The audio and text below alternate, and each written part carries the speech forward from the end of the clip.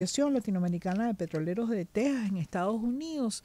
Alejandro, que es venezolano, pues quisiera que nos comentara primero la realidad del mercado petrolero norteamericano, ¿no?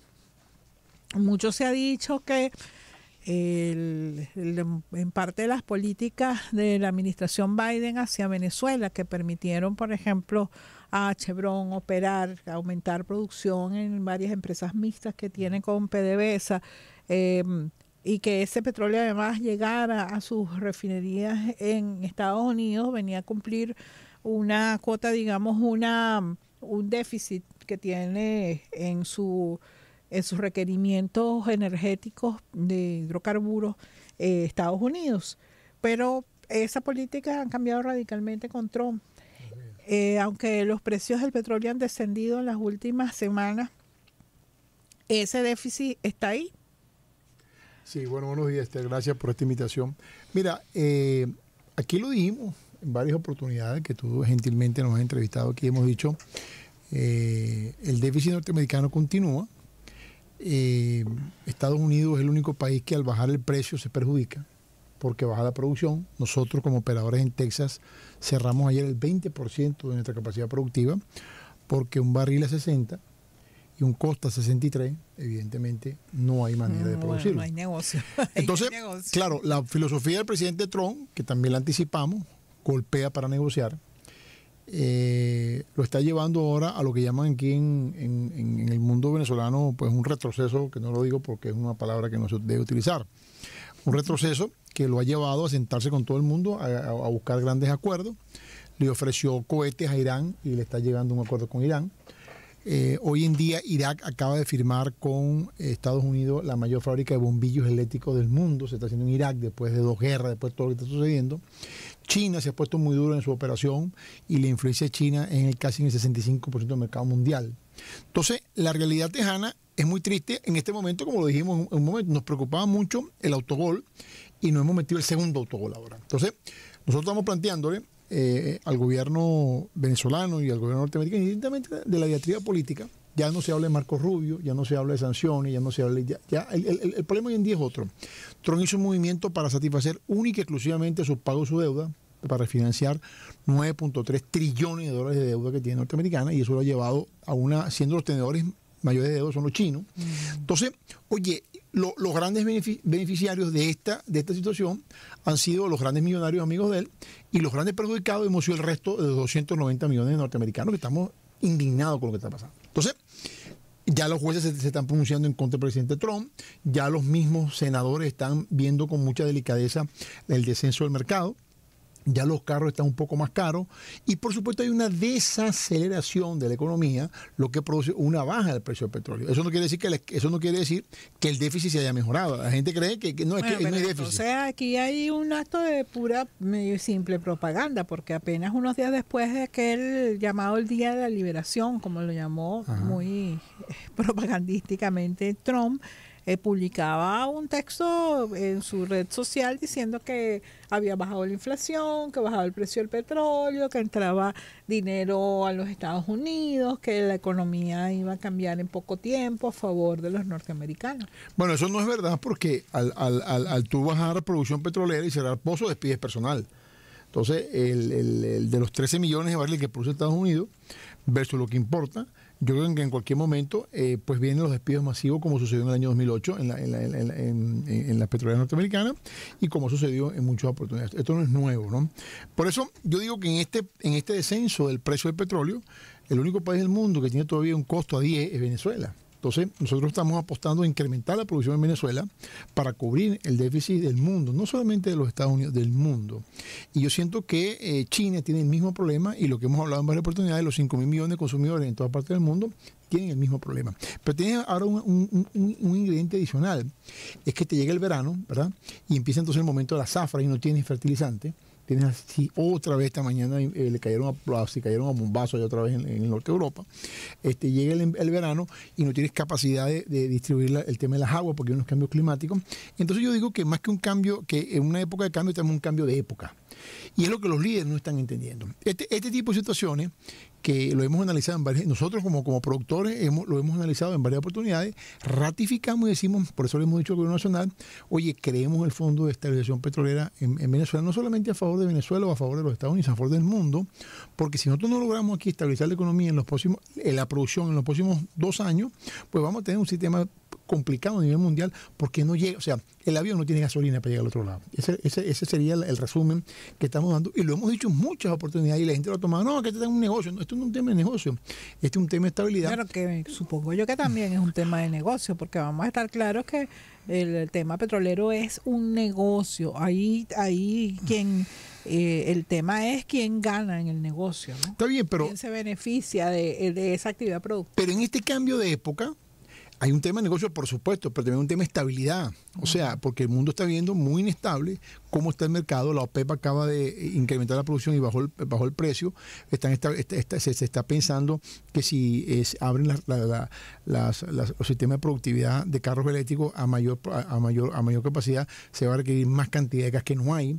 Entonces, el problema es que el mundo explotó en los últimos 4 años y no nos adaptamos a esa explosión. Entonces, ahí es donde yo doy mi mensaje, digo, señores, tenemos que cambiar de época y también cambiar de forma hacer las cosas en Venezuela, y es lo que hemos venido diciendo en varias oportunidades, porque tenemos que adaptarnos a este nuevo mercado que estamos viendo. Tenemos un déficit importante de energía eléctrica, tenemos un déficit importante de consumo, de aprovechamiento del gas, y tenemos un problema importante en lo que yo he llamado el reacomodo estratégico interno, que nos permita cubrir lo que viene en los próximos 2 años, que no es otra cosa que un reajuste de los sistemas productivos, un reajuste de precios, un reajuste de mercados también, porque los mercados cambian.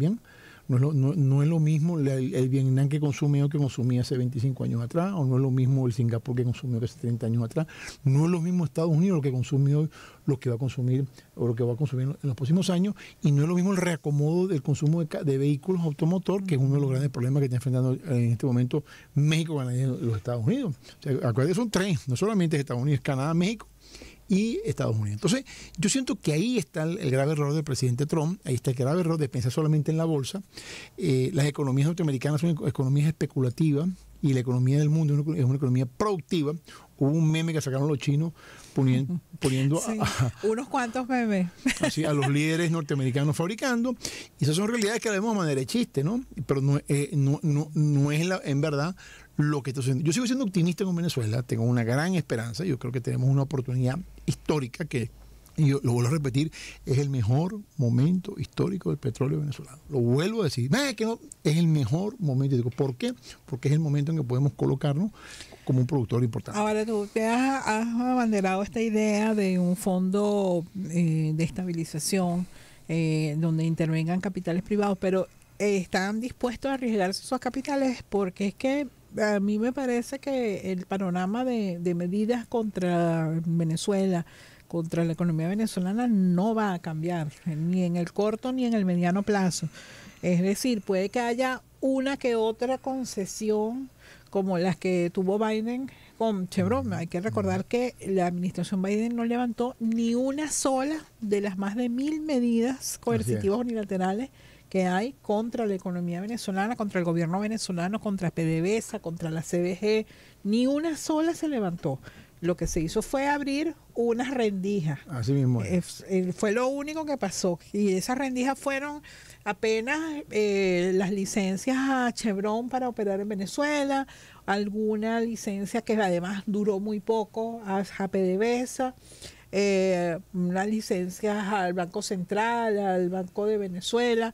Es decir, fue unas rendijas bastante pequeñitas y algunas de ellas apenas duraron 6 meses. Es decir, ese es un panorama que yo creo que no va a cambiar.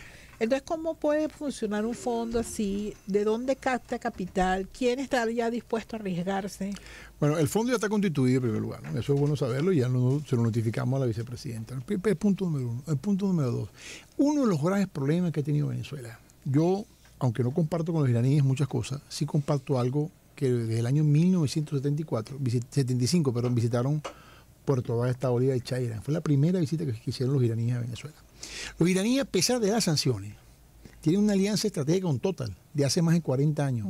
Y a bomba limpia, hoy estoy diciendo, pero bomba en serio, no a bomba, a tiro, a plomo, a cosas serias, ellos han desarrollado porque han sido celosos con su industria petrolera.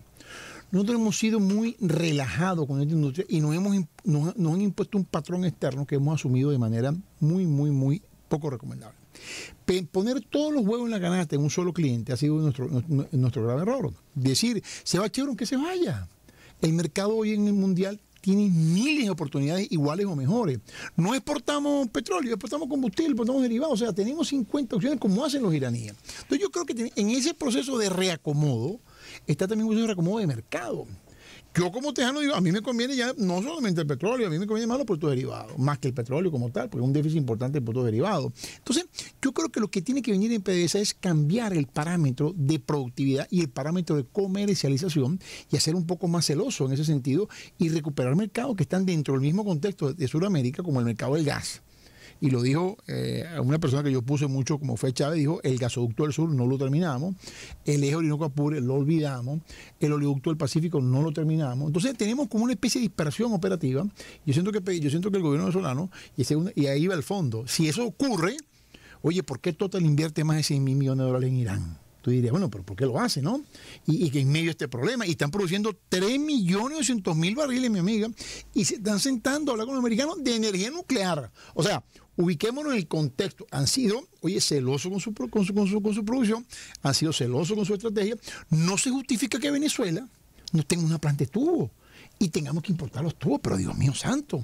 O sea, hay una serie de decisiones en este reacomodo que como empresa debemos tomar. Nosotros como inversionistas tenemos que ver, y en este momento hay 10 grupos importantísimos de compradores y traders petroleros a apostar al mercado venezolano con todas las sanciones, como lo hicieron en Irán. Y ahí están, tú llegas a París y ves un banco iraní. Entonces, yo creo que es un poquito un proceso de resetearnos internamente, resetear la relación con nuestros clientes.